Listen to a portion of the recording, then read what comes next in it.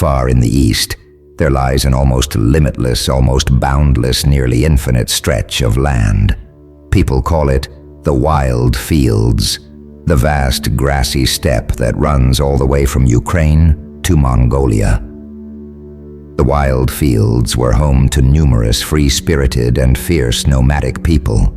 Though dissimilar from one another, they were tied closely by their ways of existence, the life of nomads. Many stories surfaced from this sea of grass in the east, like the female warriors of the Amazons, and indeed women in the nomadic tribes of the steppe lived their lives substantially differently from the women in sedentary states. For the sedentary governments and empires surrounding the steppes, these nomadic steppe peoples normally were not a threat unless they united their strengths for a common cause or under the leadership of a charismatic Khan. United, their incursions devastated the border regions and could even bring the most strong of empires to its knees. Be it China in the east, Persia in the south, the Byzantine Empire in the west, or the Kievan state in the north, they all had their interactions with the might of the steppe people one way or another at some point in time. In this movie, we offer a picture of how these peoples lived, how they organized some of the most fearsome armies of the world, and what might be done to resist them. This is the universe of the Eastern Steppe. Chapter 1. Enter at your own peril. As some have learnt again just recently, trying to conquer what is unconquerable has never been a particularly clever notion. Unconquerable, though, is exactly what the Eastern Steppe has always been. Back in the first millennium BC, the Greek historian Herodotus, considered the father of history, recounts how Darius the Great, ruler of Persia, sent military expeditions into the steppe. The ancient people living this section of the steppe, called the Scythians, decided against a straight fight in favor of retreat. They would plug in any wells and springs they passed and destroy any greenery they found. The Persians pursued them through the Pontic steppe and across the river Don, but all in vain. They exhausted their resources and forced to quit their pursuit, so that the hunters became the hunted. The Persians were pitilessly pursued down by the Scythians. Darius the Great got himself out only by fleeing headlong towards Thrace and leaving a substantial part of his army. Such an incident was not a characteristic to the Pontic steppes in the west, or the Scythians for that matter. Pretty much the same scenario repeated itself on the eastern side of the steppe, when the army of the Chinese Emperor Han Cao-Tzu was cut off and annihilated by the Xiongnu, people ruling the eastern steppe. From the 3rd century BC to the 1st century AD, the historian Shane O'Rourke argues that forays into the unconquerable area of the steppe have only brought any measure of success since the 18th century. Of course, the terrain itself and their thorough understanding of the landscape worked into the hands of the steppe peoples when it came to fighting, even though their way of life would not really give away the idea of a feared warrior civilization. Their nomadic lifestyle largely consisted of rearing animals and migrating from pasture to pasture, a style of life totally adapted to the harsh environment of the steppe. The continental climate generates very hot summers and piercingly cold winters. The moderating influence of the surrounding Black and Caspian Seas and the Sea of Azov is not very significant and does not reach far inland. If we zoom out, it becomes evident that the Eastern Steppe comprises a large horizontal strip from Eastern Europe to the Pacific Ocean. In the north of it sits the tundra, or area of permafrost. Right beneath is the woodland zone, which gradually thins as it travels south, progressively petering out until there are almost no trees left. Here begins the true steppe. Trees only grow naturally near riverbanks, as there is too little rain to maintain them elsewhere. This also means that there is almost no timber that might be used as building material. The sole vegetation is grass, except for a few weeks in spring, when in the north stunning fields of tulip, peony, and sage transform the otherwise monochrome landscape. In the south, the steppe spreads all the way to the Caspian Sea, the Caucasus Mountains, the Black Sea, and the deserts and mountains of Central Asia. Although there are pockets of steppe east of the Yenisei River, which flows through Mongolia and Siberia, the genuine steppe begins at the foothills of the Altai Mountains and rolls all the way westward along the 50th parallel, reaching Aktyubinsk and Uralsk in modern-day Kazakhstan.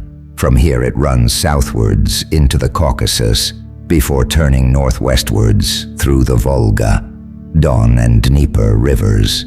The steppe really is a wonder of nature. Its immensity and beauty are really astonishing. A beauty worth protecting. Which gets us to today's sponsor, Wren. Wren is a website where you can measure your carbon footprint and then offset it by financing various carbon reduction programs like tree planting in East Africa or rainforest protection in South America. In my group of friends or work environment, offsetting one's carbon footprint has not yet entered the conversation. Many attempt their best with recycling and minimizing their intake of specific things, but you can't minimize your footprint to zero nonetheless. So in my perspective, out of all climate advocacy, offsetting one's carbon footprint is probably the most productive approach for the problem. For that, Wren is a wonderful starting place because they are really realistic about how they do what they do, and they're also honest. Every single one of their projects, such as the community tree planting they perform in East Africa, has a strict monitoring strategy, and they really measure how many trees they plant and in how far that offsets your carbon footprint. They also build up procedures that put the correct incentives at the center of the attempt, which I think makes sense. In East Africa, they don't just plant trees, but instead engage with local farmers and offer them money for how much carbon they sequester, incentivizing people to participate instead of pushing regulations on them. If you're into dealing with the climate catastrophe in a realistic and successful way, then check them out by clicking the link in the pinned remark and description. Now back to the Eastern Steppe. It's not hard to believe that it was tough to wage big-scale combat in such a terrain, especially for strangers. Within the wide steppe, there didn't tend to be huge-scale fighting, but another sort of savagery was thriving: banditry. Let me introduce you to the Franciscan friar William of Rubruck. Only few contemporary paintings of him exist, so we developed our own rendition. William undertook the amazing voyage across the steppe to Karakorum in Mongolia in the mid-13th century. He mentions bands of bandits that kill whomever they come across by night. By day they keep in hiding, and when their horses are tired, they come to a huge pasture of land and replace their horses. They also take away one or two so they can consume them. So our guide was very much terrified of encountering such men. Despite such danger, William made it all the way to the Mongol Khan, Wren, and proposed an alliance between Christians and Mongols in order to combat the Muslims in the Middle East. However, the Khan was not interested at all, so William spent some time studying the Mongols and their varied beliefs. His essay is considered the first European description including credible facts about the Mongol Empire.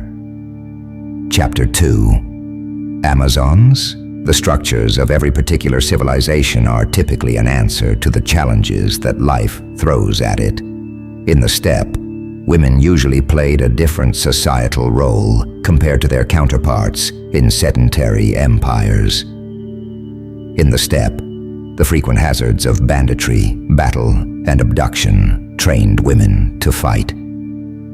Besides that, The chores of daily life were reportedly not rigorously divided into jobs for women and jobs for men. Not coincidence, the Pontic steppe was regarded as the home of the fabled female warriors, the Amazons. While these women are typically seen as material of myth, there might be a germ of truth to them. The previously mentioned ancient Greek historian Herodotus describes what he believed to be the direct descendants of the Amazons, which he calls the women of Sauromati. The Sauromatian women have kept to their original way of life. They go hunting on horseback with or without their husbands. They go to war and wear the same clothes as the men do. It's worth noting that Herodotus is a controversial figure. He recorded many unusual stories, such as gold-digging ants in ancient Persia, or Scythians ritually cleaning themselves in a steam bath with hemp seeds.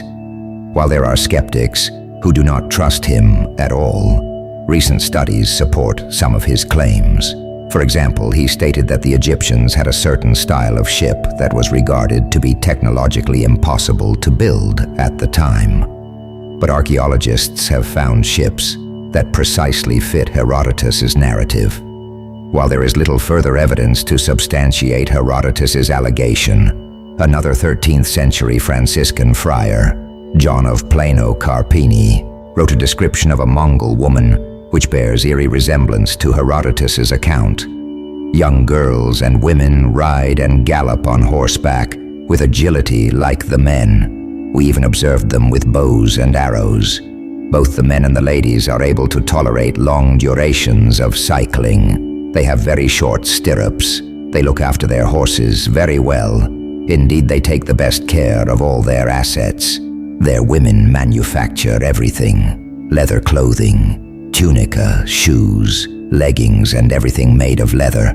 They also drive the carts and repair them. All the women wear breeches, and some of them shoot like men. All of this is by now well supported by the archaeological evidence, at least with regards to the Middle Ages. Many graves were found with women lying buried with armor and weapons, their bones often bearing scars of battle. Now, considering these varied sources, it is extremely likely that steppe women fought and worked just like males did. Chapter 3. Bringing empires to their knees. Normally, the peoples of the steppe lived in relatively small groups of nomads, but whenever the various clans of the steppes formed confederations, they produced a military potential dwarfing those of any of the settled nations in the edge of the steppe. The best-known example is, of course, that of Temujin, subsequently called Chinggis Khan and his Mongol horde. In the steppe, local warlords were constantly warring and raiding each other, but it was highly rare that they all unified under one single commander. Shane O'Rourke identifies two crucial elements that were required for nomadic societies to transcend the conventional boundaries of their social organization. One was a charismatic leader, and the other was the ability to supply a constant source of goods to followers, luxuries for the elite and basic necessities for the lower orders. Both were rarely met, mostly due to the fact that not everything could be produced in the steppe with its limited resources. For example, ordinary nomads needed basic trade commodities that required massive forges or the like, which they could only purchase at the border cities of the periphery.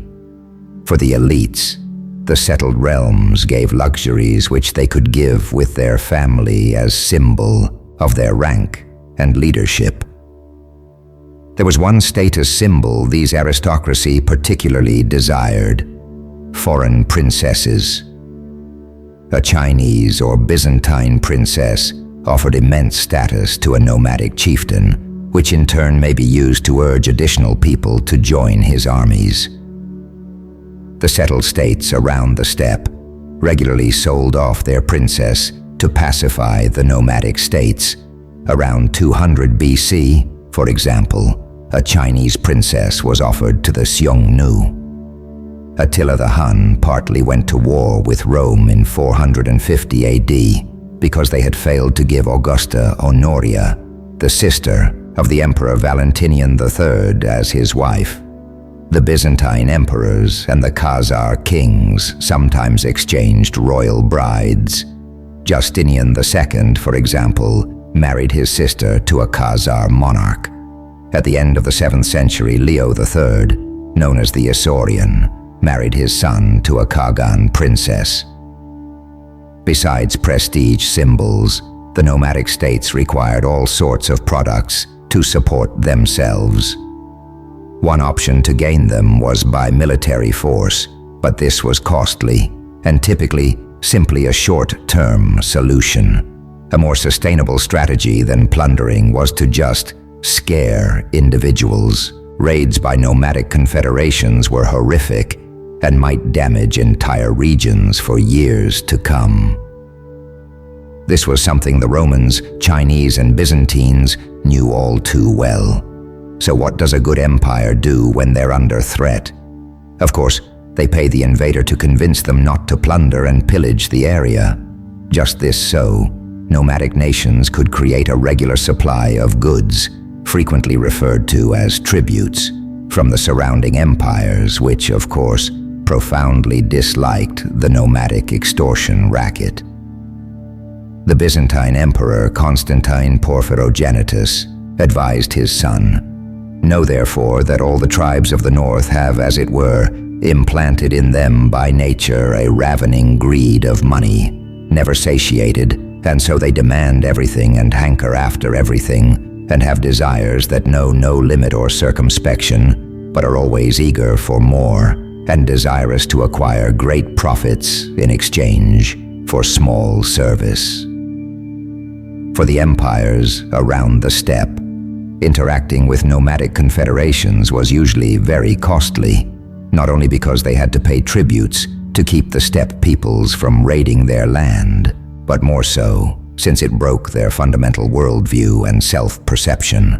Stable, sedentary empires traditionally viewed themselves as center of the globe and shelter of civilization. In their opinion, the steppe tribes were mere barbarians. To reconcile these views with the actual balance of power, they insisted that nomadic leaders approached them through a cultural framework in which they acknowledged their subjection to imperial power, for example, by having them bow before them or receiving them in a formal setting such as a palace. Even if this was far off from the reality of the relationship, these kinds of interactions may very well have aided the sedentary empires to battle the nomadic nations. As they remained at the royal palaces, many steppe rulers got somewhat attracted to the empires, especially when an empire was in a difficult position and was not interested in defeating the steppe people in open conflict. Then, empires would award the steppe leaders ranks and titles, thereby making them look like the aristocracy of the sedentary empire in some way.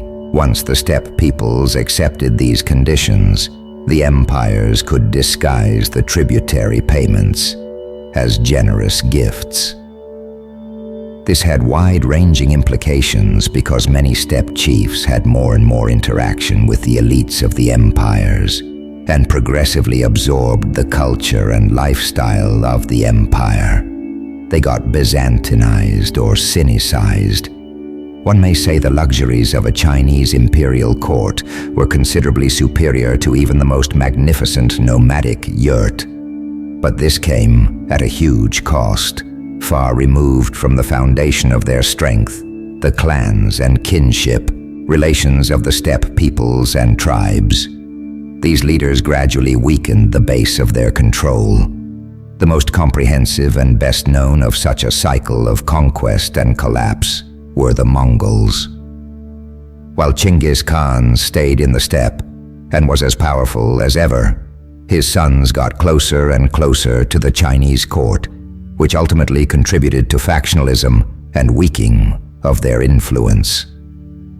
Chapter 4. How to hold of the flood. If you wish to prohibit someone from entering your territory, you actually don't have a lot of effective options. The Chinese built a wall. Well, actually, many walls, since the Great Wall of China was essentially a series of walls which occasionally successfully fought off the nomadic invasions from the north. But ultimately, the walls failed China many times, even if they attempted numerous shapes and locations. Another technique to hold off unwelcome nomads was far more successful. Let's focus our attention westwards. In the 9th century AD, a polity developed on the outer frontiers of Eastern Europe, the Kievan Rus. The origins of the Kievan state are debatable. One among many possibilities is that they began off as Huawei tributary to the Khazars of the western steppe. This would have had a few upsides, such as a certain degree of protection against the other tribes of the steppes, such as the Pechenegs. Be that as it may, one thing is clear. After only 1 century, the Kievan Rus were powerful enough to challenge the Khazars for the control of the rich trade routes of the Northern Silk Road that were the cornerstone of the Khazar prosperity. In 964, the Rus, under their prince Sviatoslav, conquered the Khazars and stretched the limits of the Kievan state to the Volga and arguably to the Caucasus. But this had a drawback. He exposed his kingdom to continual attacks of the other steppe tribes. Only 4 years later, in 968, the Pecheneg besieged Kiev, and in 972, they assassinated Sviatoslav, who was on his way home from a fruitless raid into Byzantine territory. So, getting rid of the buffer zone in form of the Khazars backfired poorly for the Kievans. It took another 50 years until the Kievans defeated them under Sviatoslav's nephew, Yaroslav the Wise. However, the next tribe, the Cumans, was already at the ready. For most of their existence, the Kievan Rus devised policies that closely paralleled those of the Byzantines and the Chinese. Fighting, bribes, alliances, and royal marriages were all utilized to keep off the steady tide of steppe warriors attacking their boundaries. These techniques worked rather effectively until the 13th century, even though the Kievan state always struggled to maintain such a long border to the steppe due to limited natural obstacles to hold the steppe tribes off. So, when the Mongols invaded them, they quickly succumbed and were conquered. The Kievans had learnt a crucial lesson when they vanquished the Khazaras. The best protection against the steppe tribes was another steppe tribe. Over time, they actively recruited Torks, Pechenegs, and Berendei, and others in their service. But not even this was enough to repel the strength of the Mongol hordes. Still, it proved a valuable technique, and all the civilizations around the steppe learnt and implemented it at some point. One example where it worked out quite well is to be found in the 16th and 17th century, when the Cossacks were employed by Muscovy and the Polish-Lithuanian Commonwealth to fight with invasions by the Tatars, who were one of several heirs to the Golden Horde. The Golden Horde of the Mongols had lost its authority and collapsed in the 15th century. Out of the ashes of the Golden Horde, various new khanates appeared that claimed to be its genuine offspring, such as the Kazan, Astrakhan, and the Crimean khanates. However, in the north, Moscow, a minor state under Mongol domination that had evolved as the most powerful Russian principality, also claimed claim to the Khan's throne. The fall of the Golden Horde left a vacuum of control over the huge stretch of steppe between the Volga and Dnieper rivers. Nomadic raiders took the possibilities and began a thriving slave trade with the Ottoman Empire. Thousands of people were dragged off by Tatars and sold on these growing slave markets. Fear of these assaults alone led to entire regions around the steppe being depopulated. The frontiers were left to the men of the border town garrisons and explorers. Gradually, a rough, harsh and hazardous frontier zone was established. Only naive freebooters, frantic fugitives, simple criminals, or courageous bandits would attempt to live this location. This was the wild East, and this was the world of the Cossacks.